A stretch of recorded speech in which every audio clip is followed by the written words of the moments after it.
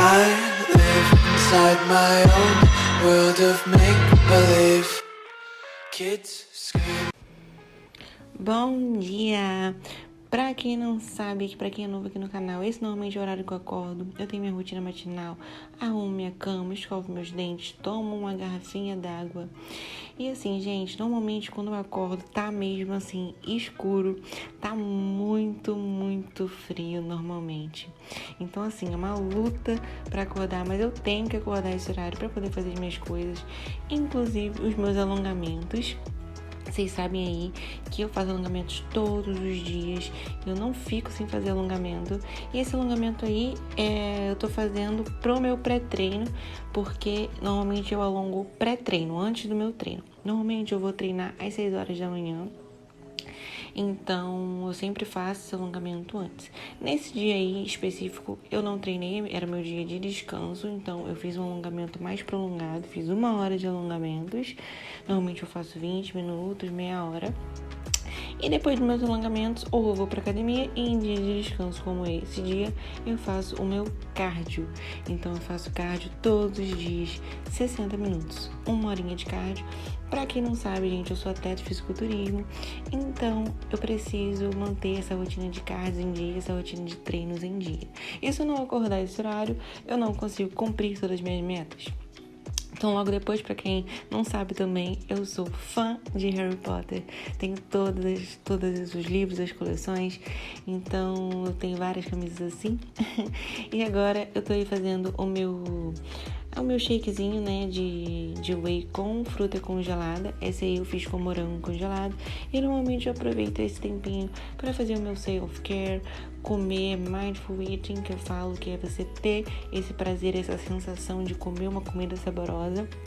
E logo depois disso eu faço o meu cafezinho, que é a hora que eu saboreio o meu café. Eu gosto muito desse café aí solúvel, amo café solúvel, principalmente dessa marca Nature, não sei falar, mas eu amo essa marca, é um dos cafés preferidos, o meu café preferido. E aí, ó, essa caneca aí principalmente foi uma caneca que eu comprei na Austrália. E tomo meu café, comecei a trabalhar um pouco aí.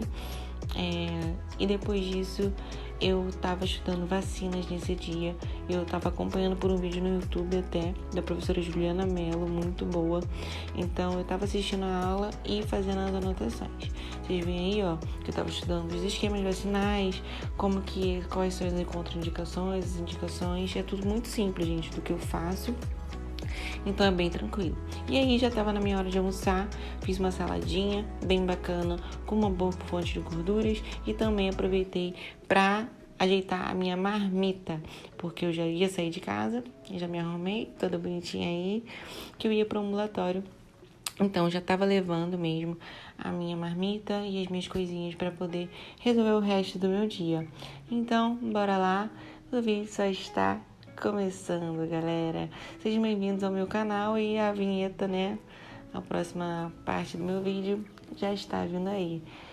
Ai, meu carrinho, coisa linda. Amo demais. Bora que bora. Fala, meus amores, bem-vindos a mais um vídeo aqui no meu canal. Se você não me conhece, meu nome é Maria Júlia, mais conhecida como Maju Lemos, tenho 21 aninhos e sou acadêmica de medicina do 9º período, sou interna de medicina. Se puderam acompanhar um pouquinho, o vídeo hoje começou um pouquinho diferente, mostrei pra vocês, foi um pouquinho corrido, eu tive aula de saúde mental, tive que fazer 1000 coisas, acabei de sair da liberação miofascial que eu faço, então só agora eu consegui abrir realmente o vídeo, mas a intenção era fazer esse takezão pra vocês verem como é a minha rotina, né? Já fiz 2 refeições, vou fazer mais uma agora. Inclusive, só vou comer aqui no carro e vou partir, que eu já cheguei no ambulatório. Então, muitas coisas aqui acontecendo muito rápido, tudo muito rápido. Mas eu amo essa rotina, amo o que eu vivo, então me acompanhem que eu vou mostrar tudo pra vocês. Antes da gente começar aqui, não posso deixar de pedir pra vocês se inscrever no canal, deixar o seu joinha nesse vídeo, deixar seu comentário também, que é muito importante. E se você quiser, você pode me seguir no Instagram, Instagram, @healthmaju e @majulemos pra estar ligadinho em tudo. Bom, gente, eu já cheguei aqui no ambulatório. Hoje eu tenho um ambulatório de psiquiatria. É uma quinta-feira, então eu nunca mostrei esse dia pra vocês. Vai ser a primeira vez que vocês vão ver aqui o ambulatório de psiquiatria. É um ambulatório diferente daquele que eu faço ambulatório todos os outros dias. Não é no Horto. Hoje eu estou no SEAB. Tô olhando ali pra ver se é o professor que tá chegando, mas acho que não é não. Então eu vou comer aqui rapidinho. Eu trouxe minha marmita, porque eu tive que fazer liberação agora na hora do almoço. Então agora eu vou, ó, comer rapidinho meu lunch no lunchbox, na vasinha, e eu vou entrar. Já até avisei pro pessoal que posso atrasar um pouquinho, 5 minutinhos, mas eu vou comer rapidão aqui, então bora. Antes disso, gente, não posso deixar de agradecer vocês. O nosso canal bateu 5.000 inscritos. E assim, gente, meu coração hoje acordou radiante, de verdade. Porque ontem à noite não tava e hoje de manhã já tava. Então, eu tô muito feliz que a nossa família tá crescendo. E eu só tenho a agradecer vocês. Porque vocês me motivam também, vocês me incentivam. Vocês acham que só eu incentivo vocês, mas vocês também me incentivam. Então eu amo essa troca. Eu amo tudo que a gente passa aqui. Então, muito obrigada. Muito obrigada pelo carinho. Muito obrigada por tudo. O nosso canal vai crescer muito ainda. Eu ainda tenho muito conteúdo bom pra trazer pra vocês. Então é isso, acompanhe também. Agora deixa eu comer, gente. Tô de fome. Gente, comer é muito bom, né? Tô comendo isso aqui igual eu tô comendo um prato de macarrão, a bolonhesa. Comer com fome, né? Comer com fome, qualquer coisa fica boa. Delícia, cheirinho maravilhoso. Bom, vamos lá, né? Terminei de almoçar aqui. Vou mostrar pra vocês essa unidade. Lembrando que no ambulatório de psiquiatria, gente, a gente não precisa vir de jaleco. Então eu não tô trazendo jaleco. A maneira mais efetiva de não espantar os pacientes quando tá, entre aspas. Boa tarde.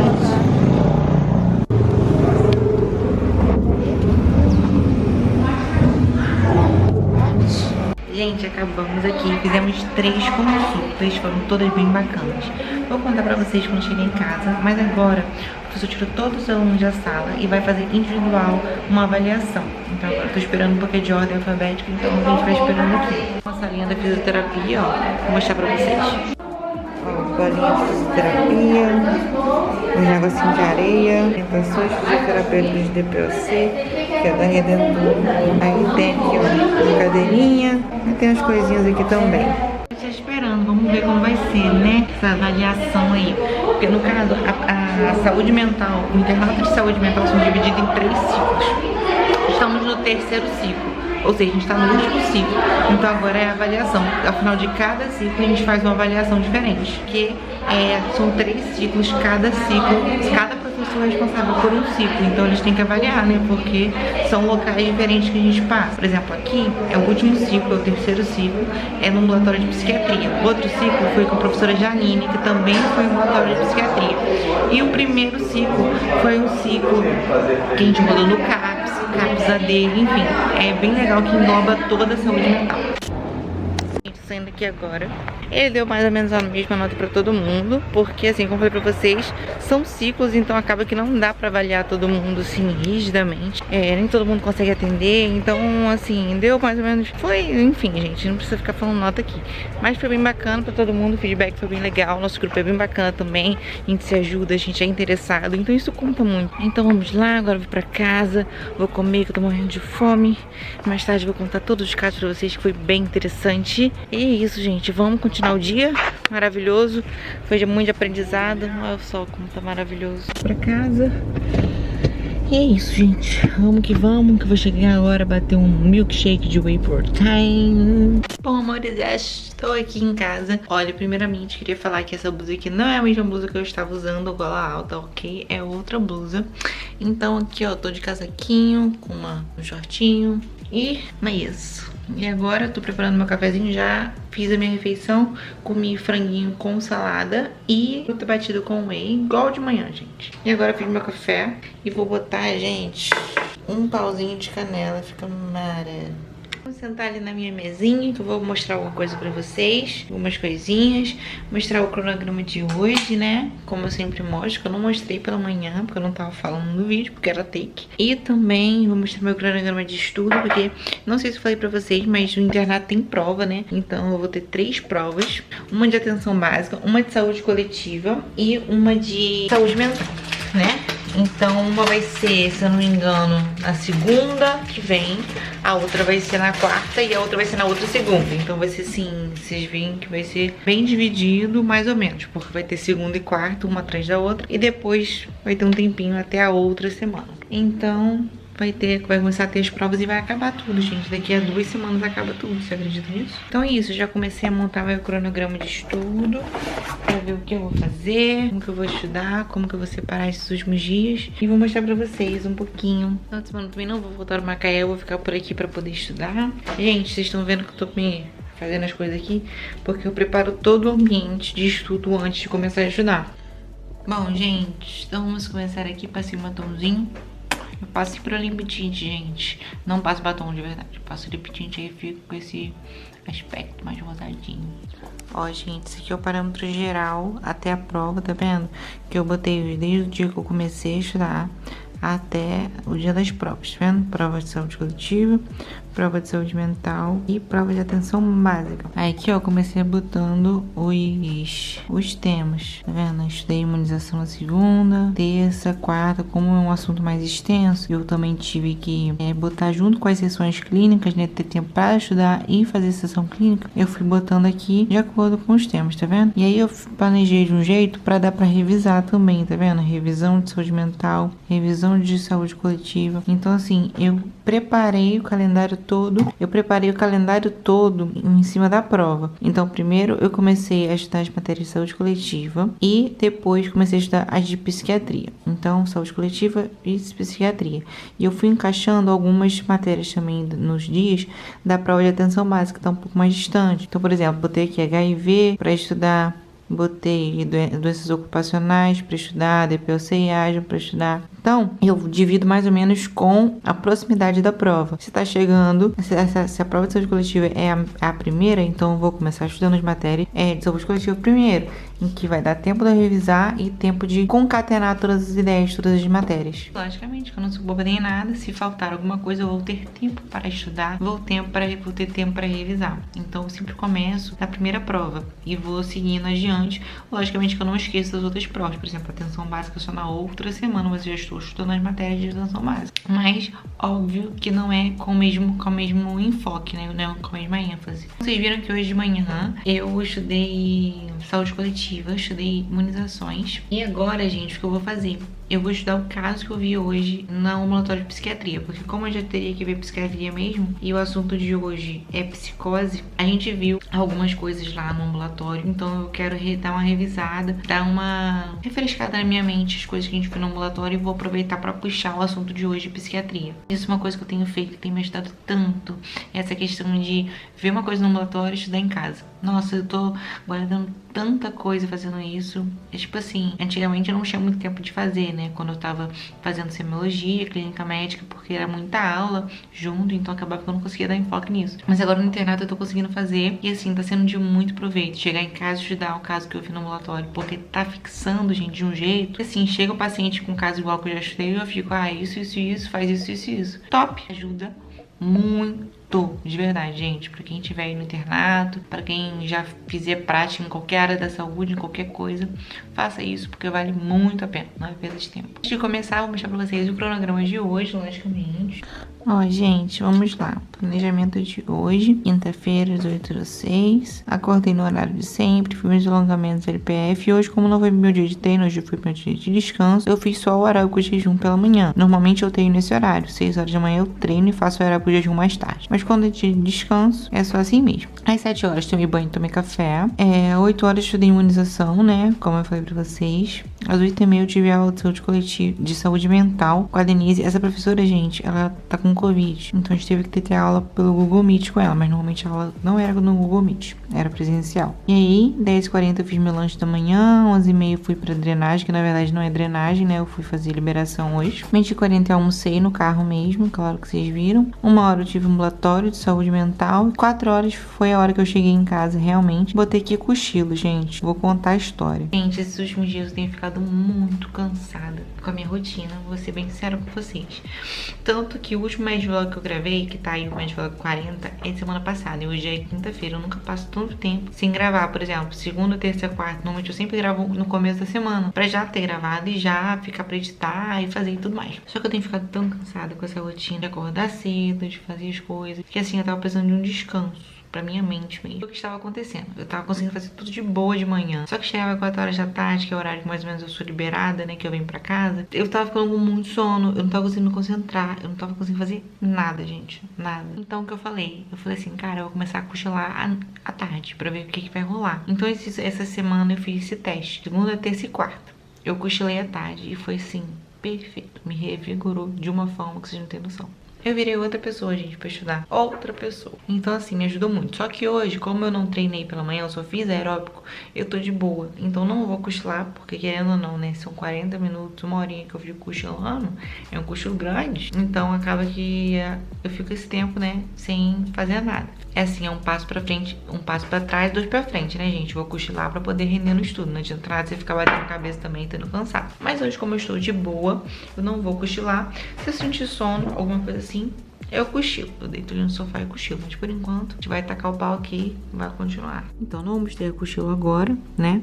Vamos fazer o estudo, começar agora às 5 horas. Aí eu não botei a matéria específica que eu vou estudar ainda, porque eu vou ver agora, porque também eu queria ver se o assunto do ambulatório de psiquiatria seria bacana. Então eu não quis determinar nada, porque eu tinha quase certeza que eu queria chegar em casa e ia querer estudar o assunto de psiquiatria, que é o que eu estou fazendo normalmente. Eu vou estudar de 5 às 7, 7 horas eu vou jantar, né?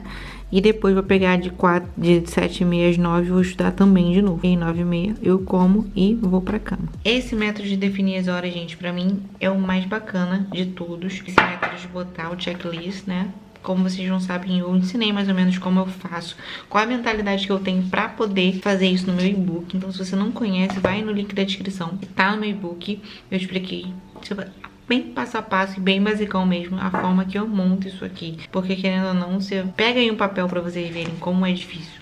Não é fácil. Eu só consigo fazer mais ou menos assim, de boa hoje, porque é muita prática. Mas não é fácil você planejar um dia inteiro assim e seguir ainda, né?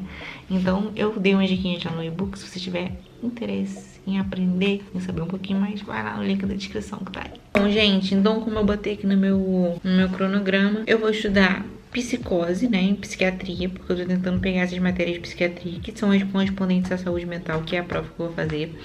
Mas também eu vou estudar o caso que eu tive hoje no ambulatório. Então, vou fazer logo a sessão clínica pra vocês, pra eu já poder engatar aqui e começar a estudar esse caso. Vamos lá, gente. Hoje a gente pegou 3 casos, né, como eu falei pra vocês quando eu tava lá no ambulatório. Um caso foi de uma paciente usuária de drogas, foi com a mãe. Ela tem 30 anos. Vou contar bem mais rapidinho, porque eu vou focar mais na última consulta. Mas essa paciente, ela foi com a mãe pro atendimento. Tem 30 anos, usuária de drogas, tem 2 filhas. Ela mesma fala que ela faz uso de cocaína, de maconha, que só relaxa quando tá com efeito da droga. Enfim, foi um papo bem aberto, assim, que eu nem esperava ter também dentro de um ambulatório. Você dizia muito depressiva. Ela mesma falava, ela tinha consciência de morbidade. O que é consciência de morbidade? Quando a pessoa, ela tem consciência da doença que ela tem. Então, ela tinha consciência, a gente perguntou pra ela, você quer parar de usar as drogas? Você quer parar? Ela falou, quero parar. Enfim, e aí a gente fez um tratamento completo pra ela, com os 3 medicamentos. Por quê? Ela mesma relatou depressão, ela mesma falou que tinha vontade de se matar. Então, a gente tem que ver todos esses aspectos pra poder fazer o tratamento farmacológico. Logicamente que tem que ter também uma associação de psicoterapia, mas a nossa função ali é psiquiatria em si, né? Que é o tratamento farmacológico. Então, a gente fez o uso de 3 medicamentos para ela. Um antidepressivo, porque ela mesma se dizia depressiva, que ela queria ficar em casa, que ela não queria mais sair de casa, que ela não queria conversar com ninguém, enfim. Então, a gente prescreveu para ela um antidepressivo. O antidepressivo foi o citalopram, é um inibidor de recaptação de serotonina, seletivo de serotonina. Então, ele é potente e ele é bem tolerado em pacientes que fazem uso de álcool. Ou seja, se o paciente fizer uso de álcool, né, um abuso de álcool e usar o medicamento, não vai dar colateral. A gente tem que pensar nisso, gente, porque não adianta nada falar para um paciente desse perfil, falar assim, não bebe não, você está fazendo tratamento. Não é assim, né? A gente sabe que pessoas que têm vícios, elas são impulsivas. Então, assim, não vai ser por conta do medicamento que ela vai parar de de usar droga ou de beber, enfim. Então a gente procurou usar medicamentos que sejam bem tolerados. Logicamente que a gente orientou a paciente, né? Falou que não podia, para tentar diminuir o consumo e tudo mais, mas a gente se precaveu, passou um medicamento para ela que seja bem tolerado em pacientes que fazem uso de bebida alcoólica. Então o primeiro medicamento foi esse. O segundo medicamento foi um benzodiazepínico, porque ela também relatou que ela tinha insônia, ela não conseguia dormir, ela ficava mais de dia sem dormir. Então ela citou que uma vizinha dela deu pra ela um diazepam. Então a gente perguntou como que ela reagiu com a droga e ela falou que não conseguiu. Ela falou que conseguiu dormir e tudo mais. Então a gente só ajustou a dose e continuou com o diazepam, porque sempre quando um medicamento tá certo, a gente procura não mudar. Ainda mais esses medicamentos de tarja preta, né? O diazepam, pra quem não sabe, é uma receita azul. Precisa daquela receitinha azul, vou deixar a foto aqui do lado pra vocês. Receitinha azul pra pegar o benzo. Então assim, é um medicamento super mega ultra controlado. Então não é bacana ficar trocando os tipos. A gente manteve a conduta do diazepam para ela. Não foi porque a vizinha passou, né, que a gente continuou. A gente continuou por conta dessas situações. E a gente também passou carbamazepina, que é um anticonvulsivante, porém um efeito extra bula que ela tem, que a carbamazepina tem, é controle da impulsividade. Então vai permitir que ela não tenha aquela fissura pela droga, que ela não tenha aquela impulsividade de usar a droga. Vai auxiliar, né? Vai ajudar ela. Então a gente passou esses 3 medicamentos para os 3 sintomas mais importantes que ela tinha. Então a gente fez o tratamento e agora a gente vai aguardar a paciente voltar pra gente ver como é. Lembrando que a maioria dos medicamentos psiquiátricos, eles demoram em torno de 3 a 4 semanas para fazer efeito. Então você tem que esperar 3 semanas a 1 mês para ver um tratamento, um efeito significativo do medicamento. A gente também teve outro caso relacionado a um tratamento depressivo ansioso, um tratamento refratário. O paciente já fez o uso de vários medicamentos e não dá certo. Então foi mais essa questão de troca de medicamento mesmo. O professor explicou com algumas coisas mais específicas, que assim, nem foge um pouco da nossa alçada como médico generalista, né? Porque no caso desses pacientes refratários, a gente não vai fazer tratamento deles na atenção básica, a gente vai encaminhar para um psiquiatra, mas aí o professor explicou, foi bem bacana. Troca, por que não troca, enfim, foi um bate-papo bem legal lá com ele, foi uma troca de experiência bem bacana em relação a esse negócio do uso medicamentoso, mas assim, foge um pouco da nossa alçada como médico generalista, fazer essa conduta, né, a gente teria que encaminhar, infelizmente. Por último, o caso mais bacana que a gente teve, e vocês vão me ajudar hoje, gente, a fazer uma recapitulação desse caso clínico, então vamos lá.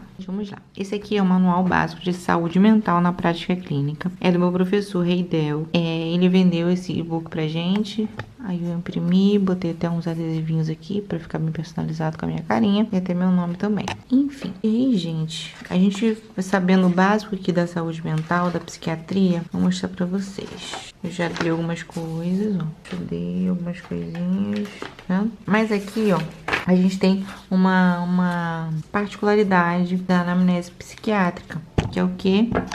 A avaliação de funções psíquicas e suas alterações. São, no total, se eu não me engano, de 13 alterações. E aí são alteração na aparência, atitude, consciência, atenção, senso-percepção, memória, linguagem, pensamento, inteligência, psicomotricidade, volição e pragmatismo, humor e afetividade, orientação, consciência do eu, prospecção e consciência de morbidade. Você lembra que eu falei de consciência de morbidade? Então, tudo isso vai englobar na avaliação psiquiátrica. Assim, na anamnese, você vai escrever isso, aparência, tananã, tananã, atitude, tananã, tananã. Então, hoje a gente vai montar o paciente que eu vi, né, esse último caso, aqui dentro dessas funções psíquicas. Tinha um paciente, gente, que eu esperei, assim, que eu não achava que eu nunca ia ver na vida. Porque sempre quando eu leio assim, o paciente, ele fala, ele tem a linguagem rápida, ele troca de assuntos, ele tem fuga de ideias. Fuga de ideias é o quê? É o paciente falar assim, tô com vontade de beber água, quero deitar na cama. Tipo assim, ele fala coisas sem sentido, ele fala coisas desconexas. E aí, sempre quando eu lia isso, quando eu estudava isso, eu ficava, gente, como que deve ser isso, né? Deve ser estranho. Mas não deve ser assim, né? Gente, a gente viu a paciente exatamente desse jeito. Ela falava nada com nada, gente. Ela falava nada com nada. Ela falava... Não sei nem dar um exemplo aqui. Ela falava, tipo assim, fui na pracinha, ontem Costa e Silva montou a Ponte de Niterói. Ela falava um negócio desse. Pior que eu tô falando isso porque ela realmente falou. Ela foi no consultório hoje apenas pra pegar uma receita, porque ela não é de Itaperuna. Ela tá aqui com os pais, Ela tem, se eu não me engano, 60 anos. Mas assim, igual tem uma atitude muito pueril, que a gente fala, que é uma atitude infantil. Ela parece ter 10 anos de idade. Mas enfim, ela tá aqui com os pais por conta da pandemia, né? Então ela foi lá no posto hoje trocar a receita dela. Então, gente, hoje, como eu falei pra você... a gente vai fazer uma súmula psiquiátrica hoje, de acordo com a paciente que eu vi. E, gente, a partir da súmula psiquiátrica, a gente vai ter um diagnóstico sindrômico e um diagnóstico nosológico. São dois tipos de diagnóstico. O diagnóstico sindrômico vai ser de acordo com os sintomas do paciente. E de acordo com os sintomas, a gente pode classificar. Se é uma síndrome ansiosa, se é uma síndrome maníaca, se é uma síndrome neurótica. Enfim, a gente vai pegar todos aqueles sintomas do paciente e vai acoplar aqui. Já no diagnóstico nosológico, é o diagnóstico relacionado ao CID-10. Para quem não sabe, o CID-10 é onde tem todas as doenças, é tipo como se fosse um código internacional para você ter o reconhecimento da doença internacionalmente. Então aqui o sindrômico é uma coisa mais abrangente, você vê síndrome ansiosa, síndrome neurótica, síndrome maníaca. Já o nosológico tá dentro do sindrômico, porque a pessoa pode ter uma síndrome ansiosa e ter transtorno de ansiedade generalizada. Então o sindrômico é o todo e o nosológico vai ser o diagnóstico em si, né, do que a pessoa tem. Vai ser o CID, que vai se encaixar no CID. Eu vou rapidamente fazer uma súmula psiquiátrica aqui e depois eu vou mostrar para vocês.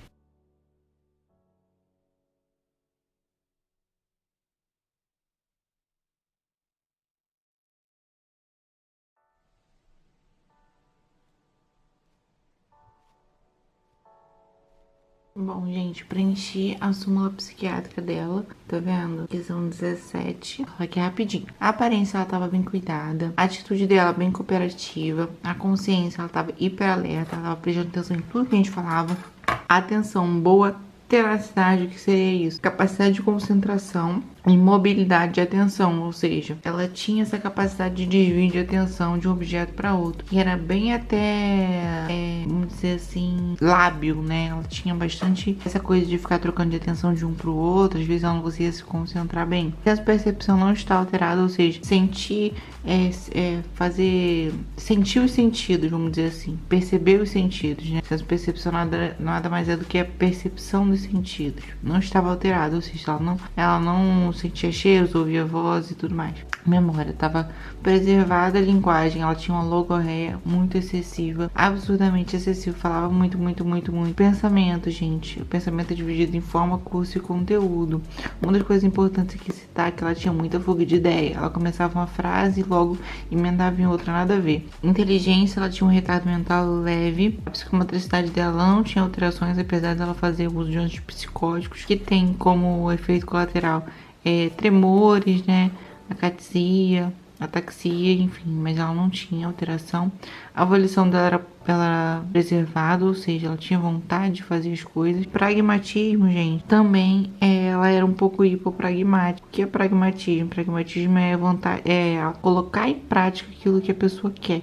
Então, se ela quer levantar da cama, ela consegue botar isso em prática, mas ela era um pouco hipopragmática, ela não tinha muita vontade, assim, de fazer as coisas. Ela tinha vontade, mas ela não tinha vontade de botar em prática. Humor e afeto, ela tinha um pouco de um embotamento afetivo, ou seja, ela não se expressava, quando ela falava das pessoas que ela amava, ela não tinha expressão, né? Ela falava assim como se ela falasse assim, hoje meu gato morreu. Ela falava, eu amo minha mãe, é a mesma coisa. Então ela tinha esse embotamento afetivo que a gente fala, essa questão de não se expressar de forma sentimental. Orientação autopsíquica e alopsíquica, ou seja, ela se orienta no tempo e espaço. Autopsíquica em relação a ela mesma e alopsíquica em relação a outra pessoa, então também é preservada. Ela tinha consciência do eu, ela sabia quem ela era, e ela tinha prospecção, ou seja, ela tinha essa formulação de um planejamento para o futuro. Ela falava que ia noivar, mesmo com 60 anos,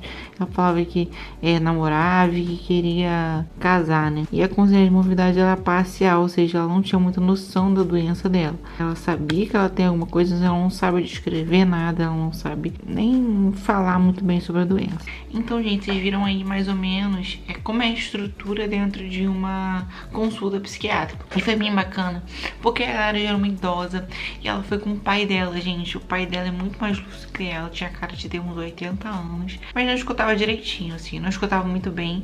Mas você via que ele era um homem esclarecido, né? Ele sabia todas as medicações dela de cor. Ele era um fofo, gente. Super querendo ajudar a filha, sabe? Ele super entende a situação dela.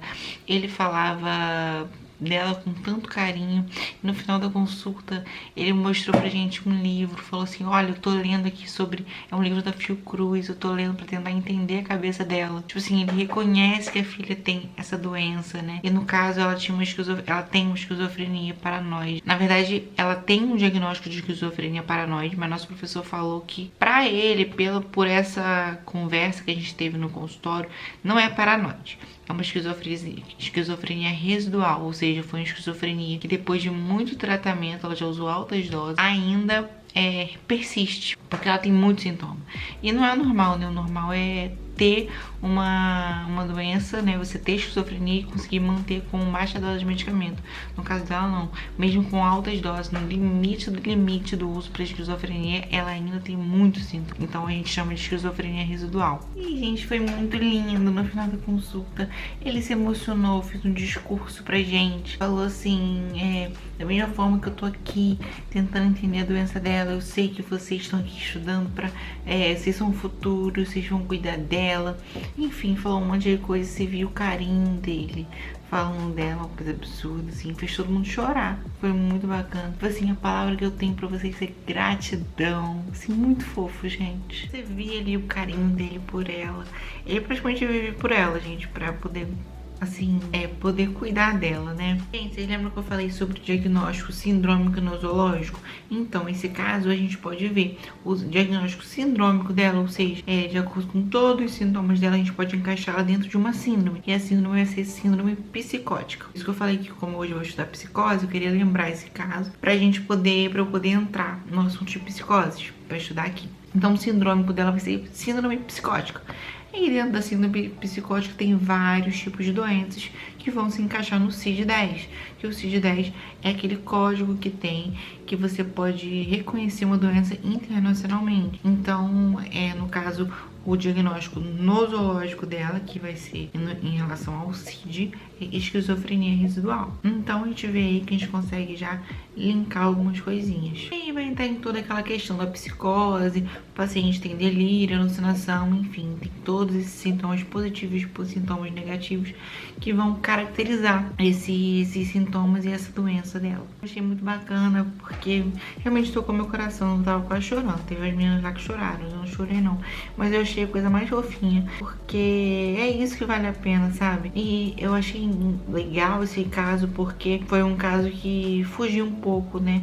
Normalmente os ambulatórios de psiquiatria que eu tô tendo, muita gente vai com o mal do século, que é a ansiedade. Mas esse foi uma paciente psiquiátrica mesmo, e a gente conseguiu aplicar a súmula psiquiátrica. Normalmente a gente não consegue aplicar aquelas situações, né, de perguntar, você sabe qual dia é hoje, sabe qual ano é hoje, pra gente responder aquela súmula psiquiátrica que eu mostrei pra vocês, a gente tem que fazer várias perguntinhas que pra gente são coisas bobas, tipo assim, desenha um relógio aqui pra mim, qual a data de hoje, tipo assim, tem pergunta um monte de coisinha que a gente fica tipo, nossa, nunca vou perguntar isso pra alguém, sabe? Tipo, chamar a pessoa de burra, na minha cabeça era assim, que tipo assim, a pessoa ia ficar ofendida, né? Mas não, gente, no paciente psiquiátrico, normalmente eles não têm muita noção do que tá acontecendo, né? Às vezes a doença, ela incapacita esse tipo de consciência. Então é muito bacana você aplicar essa súmula psiquiátrica pra gente poder entender um pouco melhor da doença. Deixando claro aqui, gente, que assim, na psiquiatria principalmente, uma consulta só não é possível você dar diagnóstico. O nosso professor falou, eu falaria pra ela, pela nossa conversa aqui, que ela tem esquizofrenia residual, mas esse diagnóstico a gente só poderia dar de acordo com a continuidade, o prosseguimento desse paciente. Então aí ao final da consulta a gente só renovou as receitas dela, ela tava precisando, ela tomava, se eu não me engano, lorazepam, né, que é um benzodiazepínico, enfim, ela tomava vários medicamentinhos, clozapina também, que é um antipsicótico. Enfim, ela tá tomando vários medicamentos que já foram prescritos por outro médico. E como eu falei pra vocês, principalmente na psiquiatria, não é nem interessante ficar trocando medicamento. Então, assim, o professor preferiu manter a conduta e prosseguindo um pouco nos atendimentos dela pra gente poder ver se a gente altera algum medicamento, se não, enfim. Eu queria deixar essa mensagem pra vocês, foi muito bacana esse dia na psiquiatria, esse dia na saúde mental. Eu gosto muito, só não me vejo fazendo, mas eu gosto muito dessa área. Inclusive, gente, muitos de vocês perguntam o que eu vou fazer, se eu vou fazer residência, se eu vou fazer pós-graduação. E assim, gente, já falei no Instagram isso e muita gente me questiona. E eu vou fazer pós-graduação, não vou fazer residência. E o porquê disso? Pra quem não sabe, gente, eu quero fazer endocrinologia. E assim, pra você fazer endocrinologia, você tem que fazer uma residência de clínica médica antes de 2 anos. E agora, a partir depois que eu formar, vai ser 3 anos. Então, eu teria que fazer clínica médica 3 anos. E depois só fazer uma residência de endocrinologia, mais 2 anos. Ou seja, total de 5 anos. Já se eu fizer pós-graduação, eu só faria a pós-graduação em 2 anos. Porém, aí você fala assim, mas Ju, mas é muito melhor então você fazer pós-graduação, porque é menos tempo. Sim, gente. E aí muita gente me questiona, mas e a qualidade do ensino é a mesma coisa? Gente, vamos lá. Tem muitas instituições, por exemplo, eu quero fazer em uma instituição, eu quero fazer em um hospital no Rio, que assim, faz pós-graduando com residentes. A única diferença, eles fazem juntos, tipo assim, são 10 vagas para residentes, 10 vagas para pós-graduandos. A única diferença, gente, é que os pós-graduandos pagam para fazer essa especialização e os residentes ganham uma bolsa.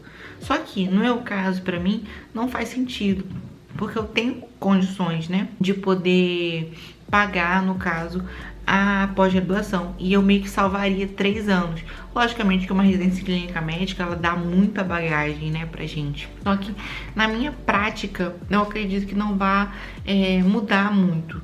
Eu vou trabalhar com coisas muito específicas dentro da minha área, e eu acredito que só com a pós-graduação eu vou conseguir implementar bastante coisa. Outra coisa muito importante também, a diferença da pós-graduação com a especialização, com a residência. Na pós-graduação, você não ganha o título de especialista. Você termina a pós, você tem que fazer uma prova. Essa prova é muito difícil, gente.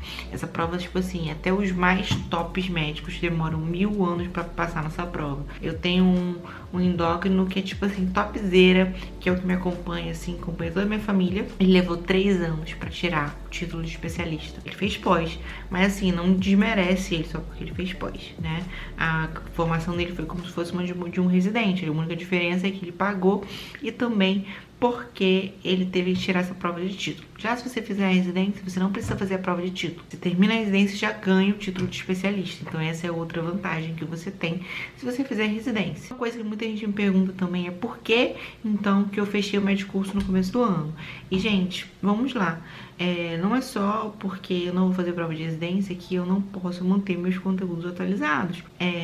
Muitos amigos meus também fecharam o Medcurso sem fazer prova de residência. Eu achei que fechando o Medcurso eu iria, assim, ter meus conteúdos em dia, eu ia ter uma motivação para estudar, ia ter aquelas aulas saindo toda semana. Enfim, acabou que eu tranquei o Medcurso, eu cancelei o Medcurso. Não porque eu não vou fazer residência, mas porque eu preferi o modelo do Medcel, me deu muito mais liberdade para estudar em relação aos conteúdos de internato e também porque eu ganhei o Medcel, né, gente, da minha faculdade. Então isso tudo fez com que eu cancelasse o Medcurso, mas não foi porque eu não vou fazer residência, uma coisa não tem nada a ver com a outra. Então, assim, independente se você vai fazer residência ou não, eu acredito que seria muito bom você fazer um cursinho no internato, para poder estar acompanhando essas matérias, ter um material ali para poder estudar. Imagina se eu não tivesse o Medcel, se eu não tivesse nada disso, eu ia estar muito perdida, porque o material do internato, ele tem que ser mais ligado para a parte clínica. Ele não pode ter muito essa parte de fisiologia bruta, anatomia bruta, porque você não vai usar isso muito na prática, né? Você tem que ter aquele olhar clínico do médico. Então, acho muito importante você fazer uma coisa mais direcionada no internato, mesmo se você não for fazer residência, nada disso. Bom, gente, agora eu vou fazer um chazinho. Vou me preparar já pra poder seguir no meu conteúdo aqui e mimir. Dormi cedo, inclusive hoje, como eu não tirei meu cochilo, eu vou dormir um pouquinho mais cedo porque eu já tô muito cansada e amanhã tem treininho de superiores. Acordo 4h30, então assim, dia normal, né, gente? Então, gente, esse Medvlog fica por aqui. Espero que tenham gostado de acompanhar um pouquinho do meu dia hoje. Contei algumas coisinhas pra vocês, espero que vocês tenham achado interessante. Vou fazer study vlogs na próxima semana. Eu sei que vocês estão sentindo falta. E eu também quero fazer porque dá um gás a mais aqui pra estudar. Inclusive minhas provas estão chegando, então vou mostrar pra vocês como que eu vou estudar, qual vai ser o método. Enfim, vou mostrar tudo pra vocês. Não posso deixar de pedir pra você se inscrever no canal, deixar o seu joinha nesse vídeo, deixar o seu like, né? O joinha, o like. E também deixar o seu comentário. Me siga no Instagram também, @healthmaju, @majulemos, pra estar por dentro de tudo ao vivão. É isso, um beijo. E até a próxima, gente. Fiquem ligadinhos.